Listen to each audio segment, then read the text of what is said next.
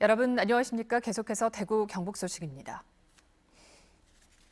정부가 대구와 경북 일부 지역을 특별 재난 지역으로 선포한 가운데 대구시가 이와는 별개로 2천억 원 이상의 생존 자금을 지원하기로 했습니다.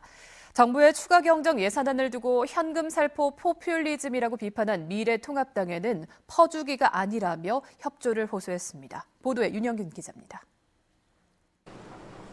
대구시가 특별 재난 지역으로 선포되더라도 당장 시민들이 체감하기까지는 시간이 걸릴 수밖에 없습니다.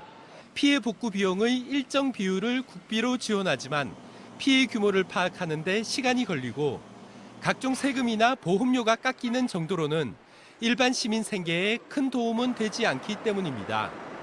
이 때문에 대구시는 행사비와 홍보비 예산에서 780억 원, 신청사 건립 기금 등에서 630억 원을 떼서 2천억 원 이상을 확보해 자영업자와 중소상공인들에게 긴급 생계자금과 생존자금으로 지원하기로 했습니다. 증액 논의가 진행되고 있는 코로나19 추가 경정 예산안에 대해서도 현금 살포 포퓰리즘이라고 비판하는 미래통합당에 협조를 호소했습니다.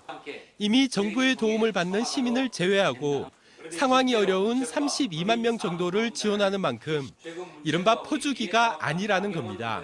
미래통합당, 제가 몸담고 있는 미래통합당에 간곡히 부탁드립니다. 이 예산은 포퓰리즘 예산이 아닙니다. 절박한 상황에서 지금 죽을 지경에 있는 국민들에게 긴급하게.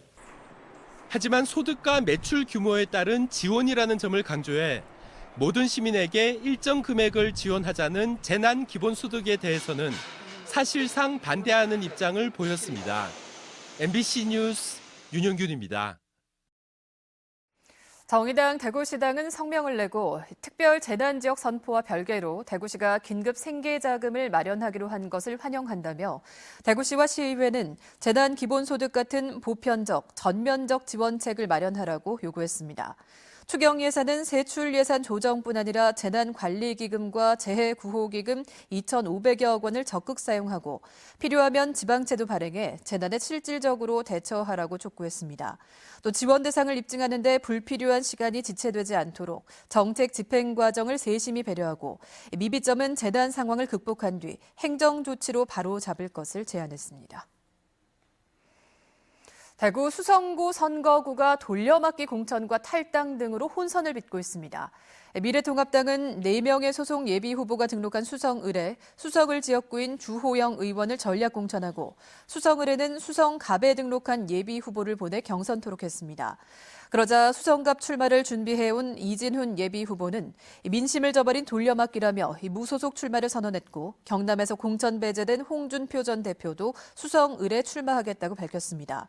수성구는 민주당과 미래통합당 후보, 또 무소속 보수 후보가 잇따라 출마를 선언하면서 대구 경북 최고 격전지로 떠오르고 있습니다. 코로나19 확산으로 경북 지역의 소비도 줄어든 것으로 나타났습니다. 경상북도가 카드사 가맹점 매출 빅데이터를 분석한 결과 전년 동기 대비 경북 지역 카드 소비 금액은 2월 3주차에 7% 감소한 것을 시작으로 4주차에는 32%, 3월 첫 주에는 27% 감소한 것으로 집계됐습니다.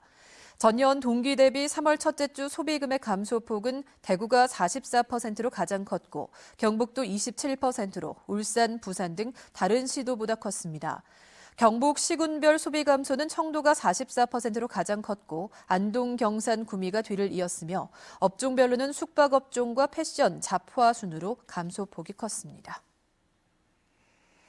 더불어민주당 대구시당 시민사회소통위원회는 장애인 확진 환자들은 신체 유연성이나 심폐기능이 비장애인보다 현저하게 떨어지고 증세를 스스로 표현하기도 어렵다며 정부와 지자체에 병원 우선 입원 등 별도의 지침과 대책을 마련해 줄 것을 요구했습니다.